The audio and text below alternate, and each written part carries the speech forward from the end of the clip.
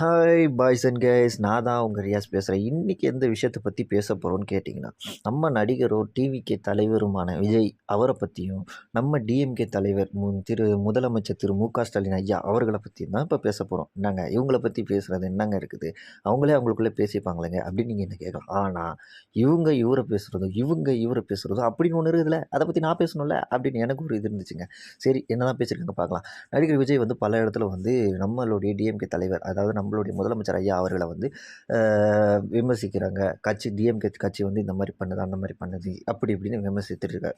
DMK அமைச்சர்கள் வந்து என்ன பண்ணியிருக்காங்கன்னா, இவருக்கு பதிலளிக்கிற விதத்தில் ஒருத்தர் ஒரு மாதிரி பதில் சொல்லிக்கிட்டே வரையில் டிஎம்கே தலைமை வந்து இதை கண்காணிச்சுக்கிட்டே இருக்கிறாங்க. இவங்க என்ன பதில் சொல்கிறாங்க, இவர் என்ன கேள்வி கேட்குறாரு அப்படின்னு பல பிரச்சனைகள் உள்ளுக்குள்ளேயே ஓடிடுதுங்க. இது நமக்கு தெரியல. இது தெரிய வந்ததுக்கப்புறமா இதை பற்றி நம்மளால் பேசாமல் இருக்க முடியல. டிஎம்கே தலைவர் முதலமைச்சர் இருக்கார்ல, அவர் வந்து எல்லா அமைச்சருக்கும் ஒரு விஷயத்த சொல்லியிருக்காரு. என்ன விஷயம் சொல்லியிருக்காருன்னா, டிவிக்கு தலைவரும் நடிகருமான விஜய் அவர்களை வந்து பிரச்சாரத்தில் வந்து ஏதாவது கேள்வி கேட்குறாரு, டிஎம்கே நோக்கி எதனா கேள்வி வைக்கிறாரு அப்படின்னாக்கா யாருமே அதுக்கு பதில் சொல்லாதீங்க.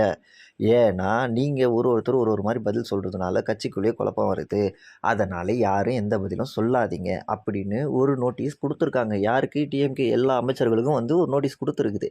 இதுக்கு என்னங்க நீங்கள் பதில் சொல்லாதீங்கன்னா நாங்கள் எப்படிங்க அப்போது வந்து அவங்க எங்களை கேள்வி கேட்டுக்கிட்டே இருப்பாங்க, நாங்கள் அமைதியாக இருக்கணுமா அப்படின்னு டிஎம்கே அமைச்சர்ஸ்லாம் கேட்கும்போது டிஎம்கே தலைமையிலேருந்து ஒரு பதில் வந்துடுது.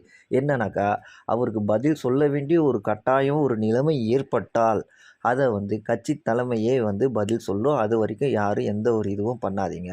நீங்கள் செய்ய வேண்டிய வேலை என்னென்னா, இந்த 4 வருஷத்தில் நம்ம ஆட்சியில் நடந்த நன்மைகளை மக்கள்கிட்ட போய் விளக்கி நம்மளுடைய அரசு செய்த நன்மையை வந்து தெரிவிங்க அப்படின்னு நம்மளுடைய கட்சி தலைமை வந்து, அதாவது டிஎம்கே கட்சி தலைமை வந்து அவங்களுடைய அமைச்சர்களுக்கு வந்து பெரிய ஒரு ஒரு நோட்டீஸ் கொடுத்துருக்காங்க. இந்த வீடியோ உங்களுக்கு பிடிச்சிருந்தா லைக் பண்ணுங்க, ஷேர் பண்ணுங்க, கமெண்ட் பண்ணுங்க. கொஞ்சம் அதை சப்ஸ்கிரைப் பட்டன் அழுத்தி விட்டு பெல் ஐக்கானை ப்ரெஸ் பண்ணி விட்டுட்டு போங்களேன். பிடிக்கலன்னா கீழே கமெண்டில் திட்டு விடுங்க, பார்த்துக்கலாம். எவன் கேட்க போகிறான், நான் தானே. திட்டுங்க, பார்த்துக்கலாம். Tata, bye by.